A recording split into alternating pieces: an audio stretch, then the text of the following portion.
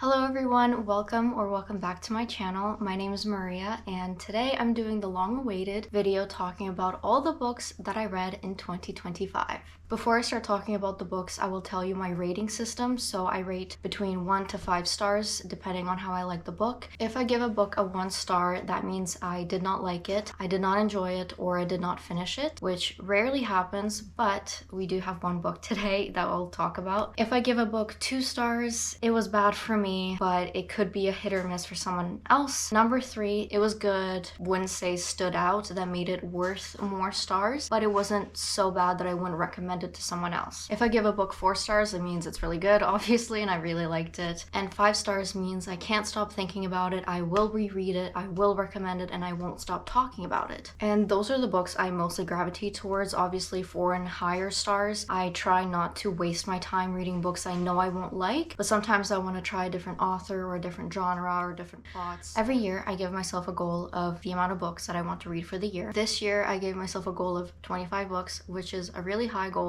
considering in 2024 I read 20 books and I only read 17 this year. Now we're gonna dive into the 17 books that I read this year. And yeah, I hope you get something out of this. Hopefully you pick up a new book to read. So the first book that I read in 2025 was Beartown by Frederick Botman. So this centers around Beartown, which is a town that is really passionate about ice hockey. That's what builds their economy, that's what brings people in. And so there's this big hockey game that is coming up, but something tragic happens the day before or the night before the hockey game. And then there's a whole series. So this is a trilogy, and the whole trilogy just kind of follows all the characters, different point of views, which I want to tell you, be careful when you're reading this, read the trigger warnings or if there's anything that's sensitive to you. So this is a contemporary fiction and I rated this 5 stars off the bat because, again, like I said, the way it was written, beautifully written. Every character is so unique and you can connect and understand each one of them so perfectly and get inside their mind and you connect to them. And like I mentioned, this book is about ice hockey, but even if you're not interested or not educated enough to understand the sport, you don't have to. This book explains it very nicely and just takes you right to the point. The next book that I read was The 7-Year Slip by Ashley Poston, which was also a 5-star book. This one is fiction, contemporary romance, and a little bit of fantasy. Basically, the main character was left with an apartment from a relative that passed away. The apartment is a little bit magical and transports you either 7 years back in time or 7 years in the future. And so you follow the main character as she gets the apartment and she opens the door and travels in time and finds someone,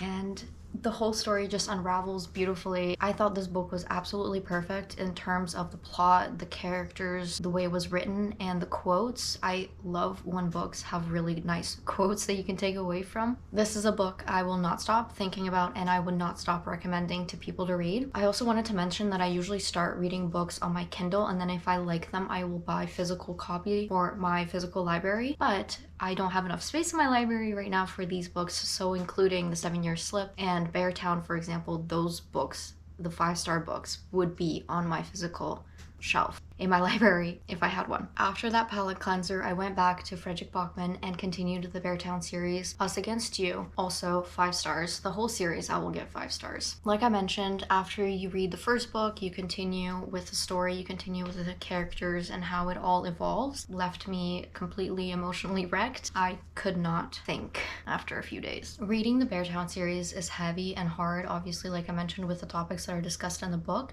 so I had to do another palette cleanser with some fantasy, and I continued the Fourth Wing series. If you haven't read this one, I would recommend. This book is by Rebecca Yarros. It is a romance fantasy, and so I continued the series with Onyx Storm. That was a new release as well. Unfortunately, Onyx Storm was not a good book for me. I rated it 3 stars because I thought it was kind of harder to follow and felt stretched out. It also put me in a big reading slump, which is not nice. Obviously, the series has a little bit of smut in it, but I felt like in this book it was way too overpowered and took over the book, which made me cringe because I was thinking of the author writing it, and that image just ruined it for me. Every scene though had a little movie potential because it has that adventure, it has that action, political aspect of it, the whole world building. I also felt like it was the same formula being repeated with every book. It had that action, a little bit of chill, and then some lore being dropped and repeat. Onyx Storm was it for me. I'm not continuing the series. I really think that if you read Fourth Wing and you enjoy it, you can either finish it at that. You don't have to continue the series, and if you do, just read the second one maybe. Iron Flame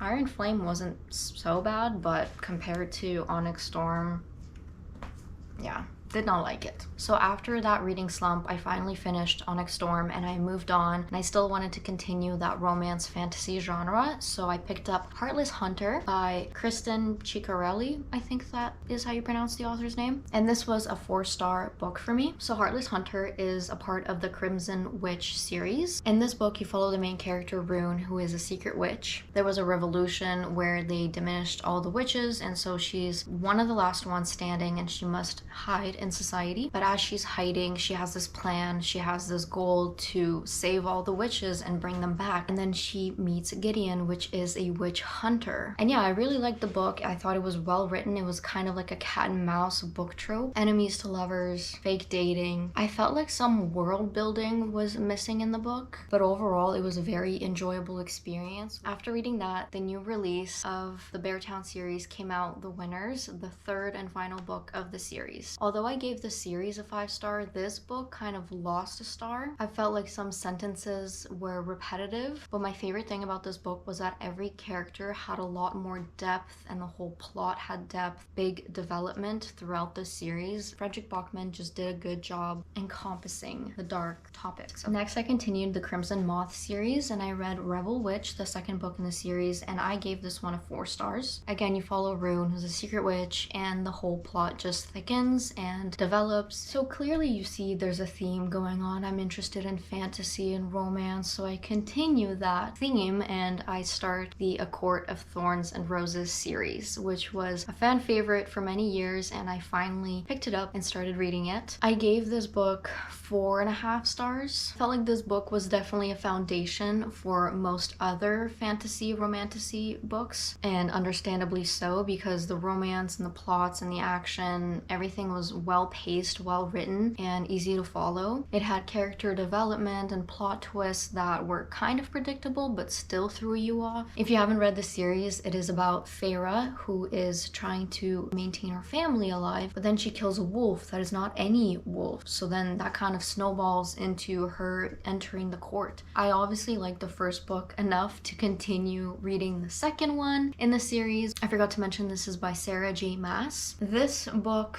I had no notes. It is impeccable and is a fan favorite for many reasons. I'm sold. Yeah, that's it. Those are my notes in my book review. Reese, I'm sold.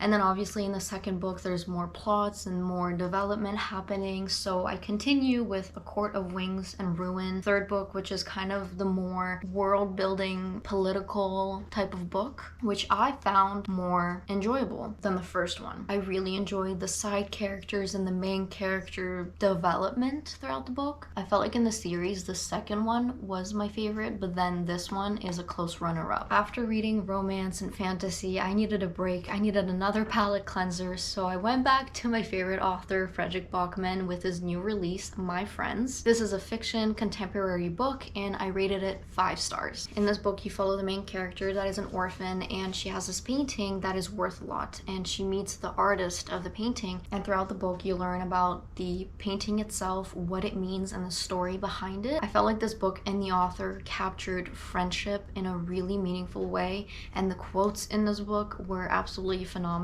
The next book I picked up was The Bright Years by Sarah Damoff. It is a literary, contemporary fiction and historical book. I gave this 5 stars. I really enjoyed the pacing of the book, and I felt like it was written in a journal entry way where you could remember moments of your life and you read those moments through the main character's point of view. This book follows one family, 4 generations, one son, and family trauma and addiction. So trigger warnings again if you're reading this this book and you're sensitive to certain topics, be careful reading this. I loved how this book captured the generational trauma or the generational impacts within a family and how that whole thing transcends. Although there's tragedy, there's also beauty, there's grace, and there's love, which this book captured very beautifully. The notes that I have on this book is that I thought it was a very delicate story, well written, and it was emotionally magnetic. 50% into the book, I had so much apathy for the characters, and then when I finished it, oh my god, I cried.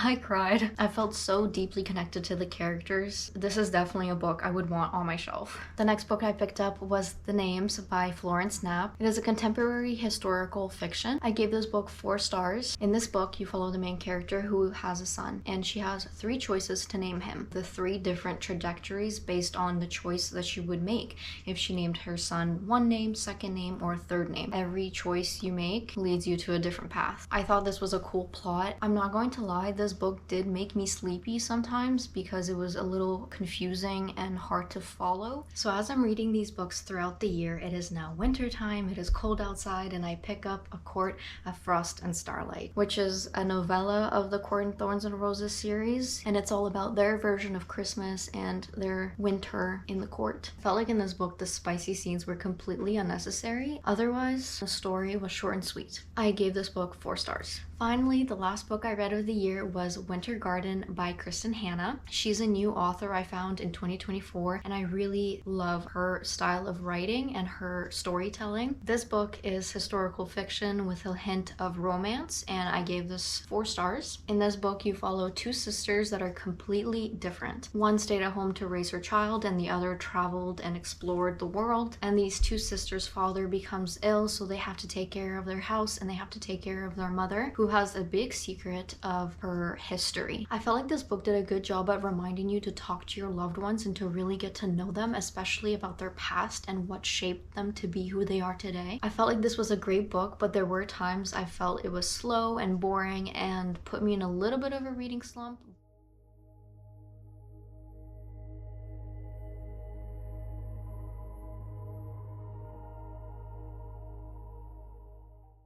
So those were all the books that I read in 2025. I'm not going to stop here though, because I do have one book that I read. I partially read it, but then I decided to DNF it. I'm not going to finish it. I'm not in the right mind state to read the genre. This is The Ministry of Time by Callian Bradley, and it's basically about time traveling. All in all, interesting topic, interesting plot. I did not finish it. And the good thing is that that is the only book that I did not finish. Thank you for reaching the end of the video. Those are all the books that I read in 2025. If you have any thoughts, comments, or book suggestions, don't hesitate to leave them below. If you enjoyed watching this and would like to see more book-related content, make sure you like this video and subscribe to my channel. Make sure you also turn on the post notification bell so that you're notified when I upload a new video. I'll see you guys in my next video. Bye!